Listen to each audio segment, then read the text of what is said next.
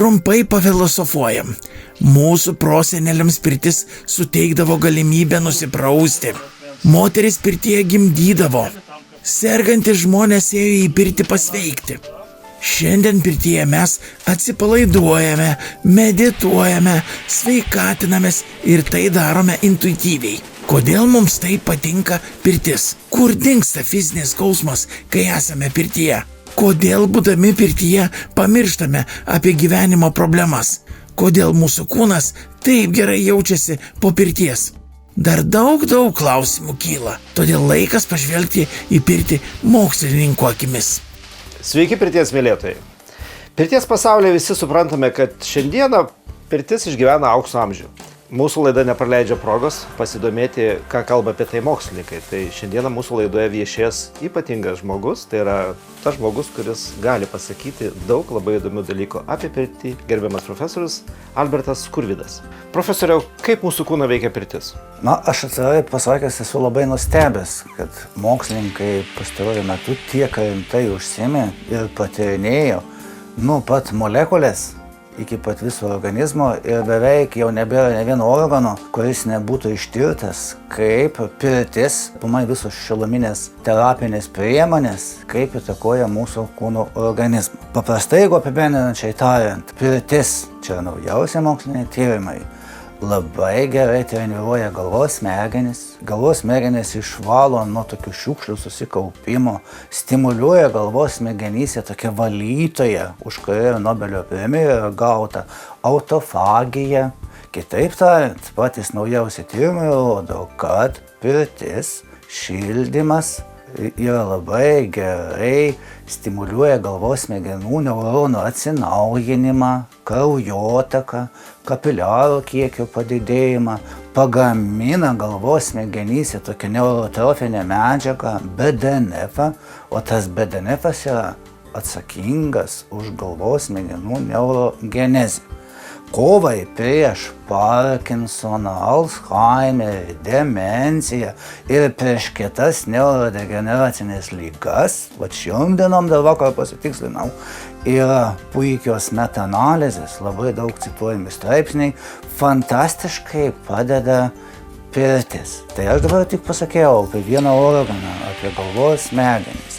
Jeigu leisčiaus kūne žemyn, nemažiau tyrimų yra puikesnių, kaip pirtis yra fantastiškai stimuliuoja mūsų širdies raumenį. Širdies raumenyje, pagrindinė mūsų kūno variklyje, nuo kurio priklauso mūsų darbingumas, nuo kurio priklauso aplamai širdies kraujagyslių sistemos ligos yra labiausiai paplitusios, o viena iš jų yra tokia kaip širdies nepakankamumas, kita iš jų kaip hipertenzija, yra kaip kraujospūdžio padidėjimas, šiluma, šiluminis stresas pagamina tokio šiluminio streso baltymą arba šiluminio šoko baltymą, kuris stimuliuoja mūsų širdies raumenyje naujų mitochondrijų sintezę ir naujų kapiliarų gamybą. O jeigu širdį pagamina naujų mitochondrijų, o mitochondrijos yra skirtos gaminti energijai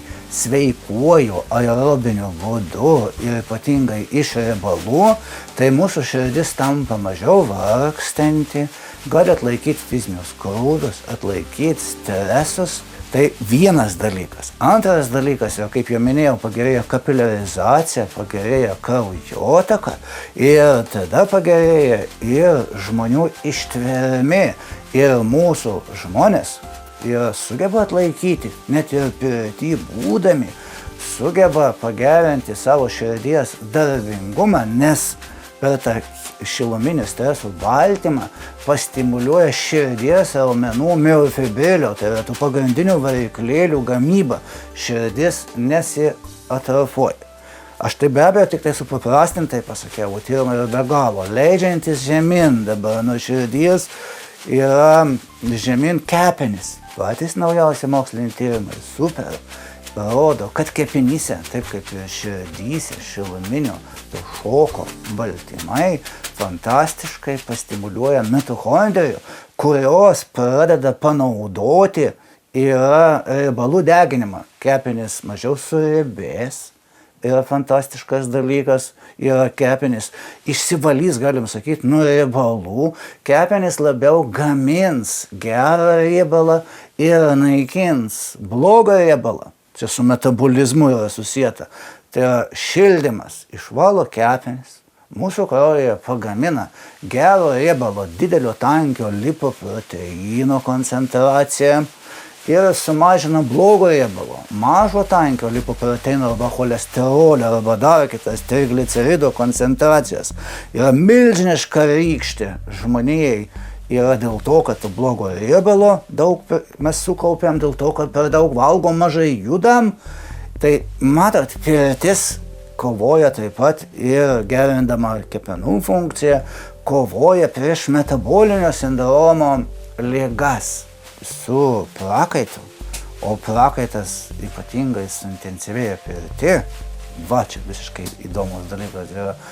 Su to prakaitu labai daug išsiskiria toksinų. Vienintelis kelias per prakaitą yra geriausias kelias išskirti toksinus, įvairius nuodus iš mūsų kūnų, kurie susidaro juostant baltymam.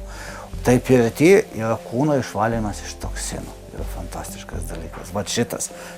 Tai nuo galvos, širdies, kepenų, aš čia praleisiu kitus organus, bet nusileisiu prie raumenų dabar. Visi tyrimai dabar kuo puikiausiai rodo, kad pirtis, šildymas ne tik pagerina mūsų raumenyse mitochondrijų, raumenys tampa atsparesni, tada nutukimui raumenys yra ištvermingesni. Galim sakyti, jeigu mes pagaminam mitochondrijų, tai pagaminam sveikatos struktūrų.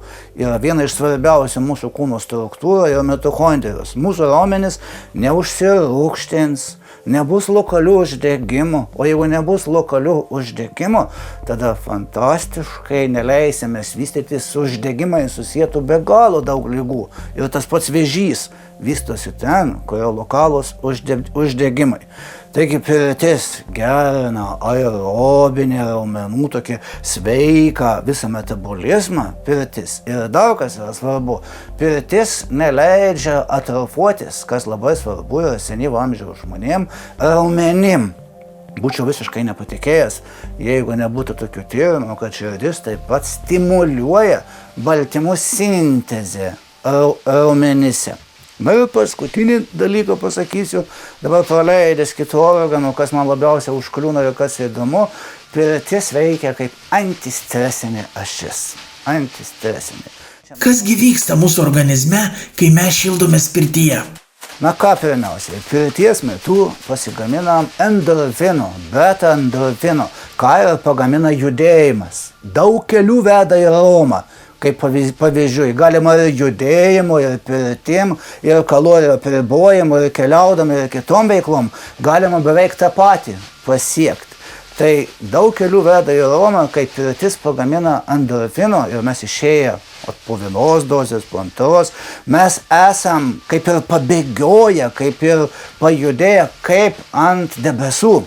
Mes tokie jaučiamės palaiminti, skausmas be abejo sumažėja, nes endorfinai, nekalbu apie tai, apie neurotrofinus, ir mūsų kūne padidėja.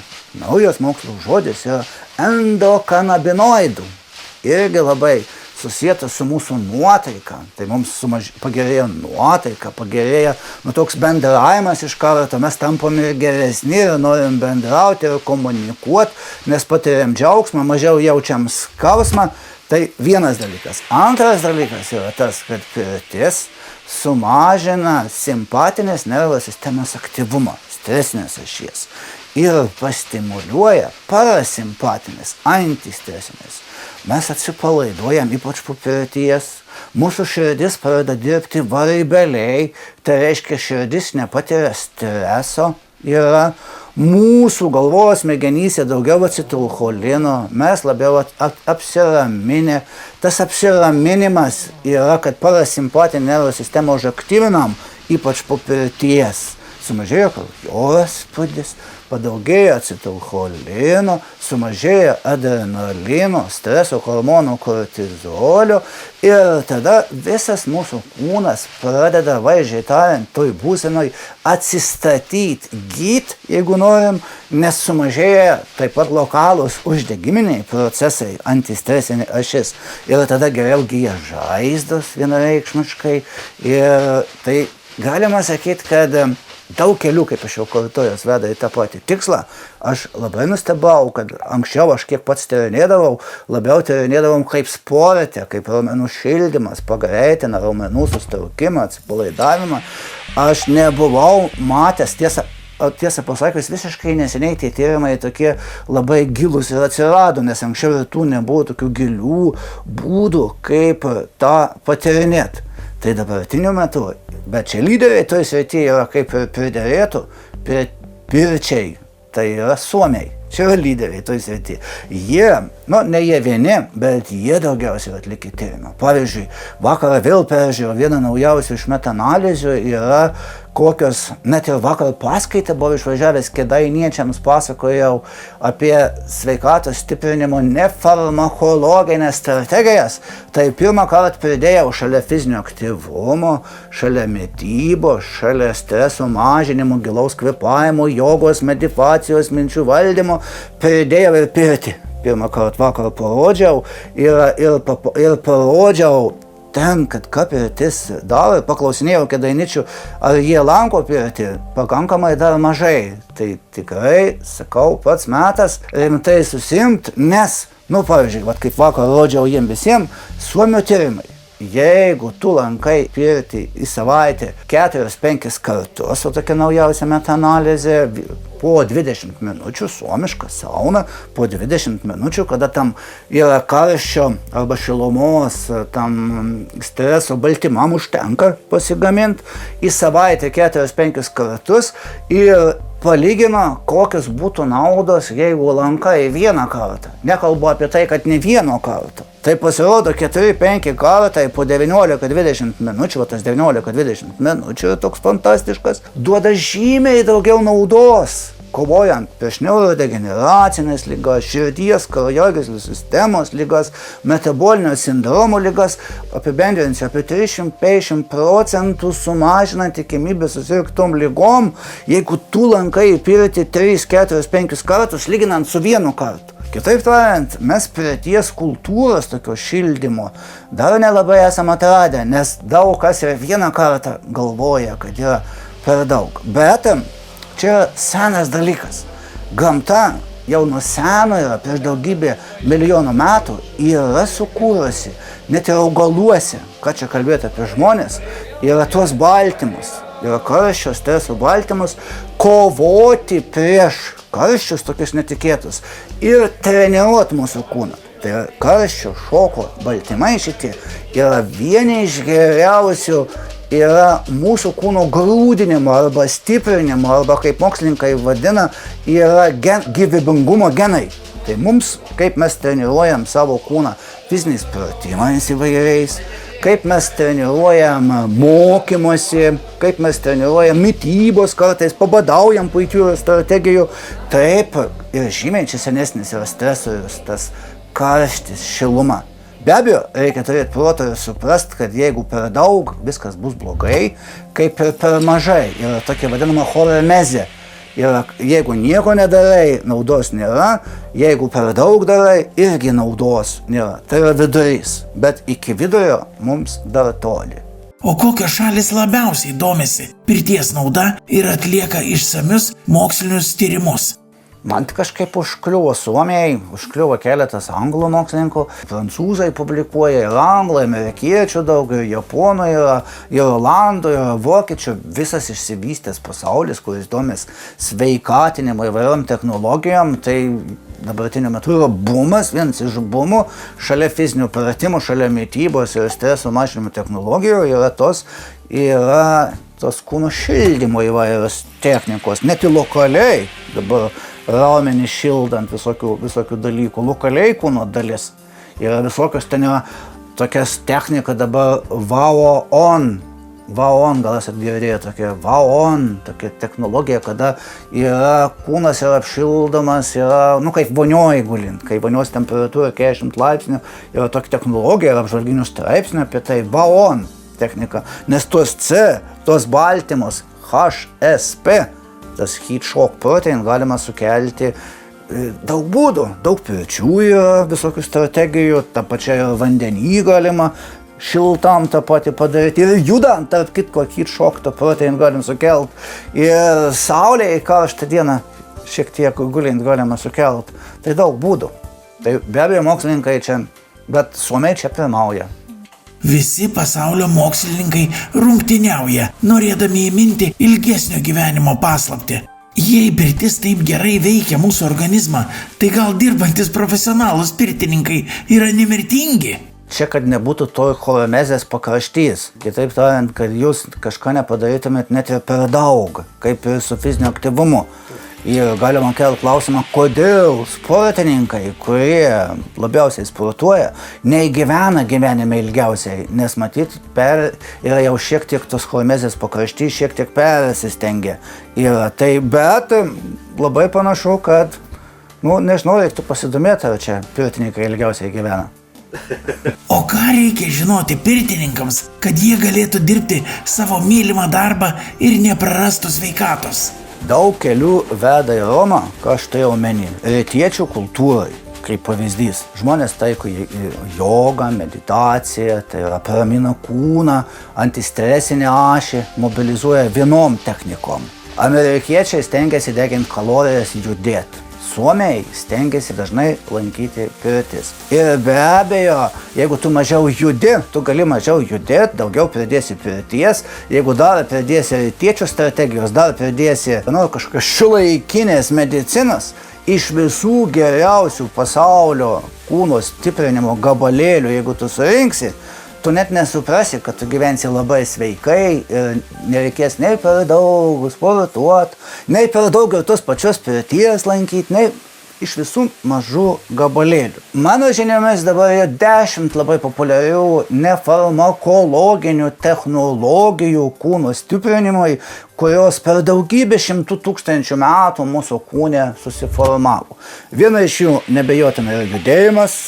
Judant, mūsų raumenys pagamina apie 1000 natūralių vaistų hormonų miokinų. Kita priemonė vienareikšmiškai ir dar ko gero tokio pat senumo konkuruoja ir net ir gyvūnėliuose, net ir augaluose, kaip jau minėjau, yra šiluminis stresas. Tai yra retkarčiais šiluminis stresas. Tiesa, ar dieną vieną kartą, ar kas antrą dieną, ir kokio dydžio, kad tą šoko baltymą sukelt mokslininkai dar vis tikslinasi, tuo labiau, kad mums visur reikia individualizuoti, tai antras. Trečias dalykas yra gilaus kvėpavimo pratimai. Ketvirtas – pilnavertis miegas. 5. Maisto struktūra.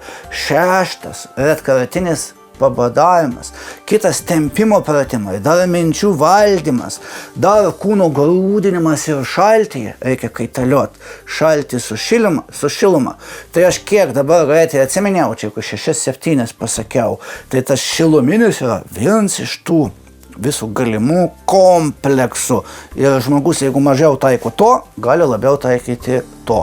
Kaip kitaip, jeigu mitochondrijas galima pagerinti ir širdį, raumenį ir galvos smegenys ir mažinti uždegiminius procesus, yra pirtyje šildymo. Tai ir fiziniai pratimai vienareikšmiškai tą daro. Ir meditacija ir joga iš dalies tą daro. Ir kalorijų apribojimas iš dalies tą daro. Jie iš skirtingų būdų, bet panašiai daro. Dar dažnai girdime, kai žmogus sako, aš nemėgstu pirties. Kaip prisipratinti pirties šilumą, bet neperkaisti.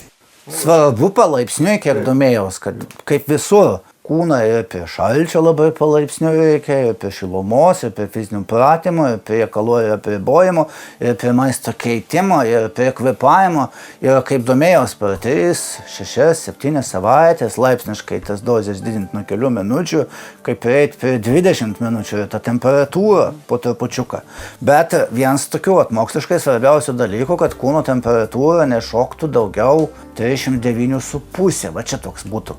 Nors ir čia toks toks ant ribos, nes tas 39,5 mūsų kūno yra tas taškas, kada pasireiškia hipertermija, o hipertermija tai yra signalas, kad čia galvos smegenim yra per daug. Galvos smegenys jau nebemėgsta didesnio, bet galim tą pakelti, įsitreniuoti, bet taip vidutiniškai apie 39,5 laipsnių. Ir sporte, jeigu mes karštą dieną dirbam, judam ir pasiekiam 39,5 laipsnių, tada mes nebenorim judėti, nes galvos smegenų motorinė žievė pradeda išjunginėti mūsų raumenis.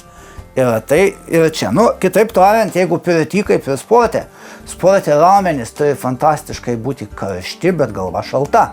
Ir jeigu aš nesu pirties profesionalas, bet aš įsivaizduoju, kad idealus variantas, kiek ir pats prisimenu, tie žmonės, kurie jau profesionaliau eidavo į pirtį, dėdavosi kepures ir jeigu tai kepurė dar šaltų vandeniu, tai visiškai yra protinga, nes galvos kaitinti tikrai nereikėtų, nes ir būtų galim tada ir tą karščio šoko baltymą daugiau pagaminti ir galvą vėsint, o kūną kaitinti. Idealiausias variantas.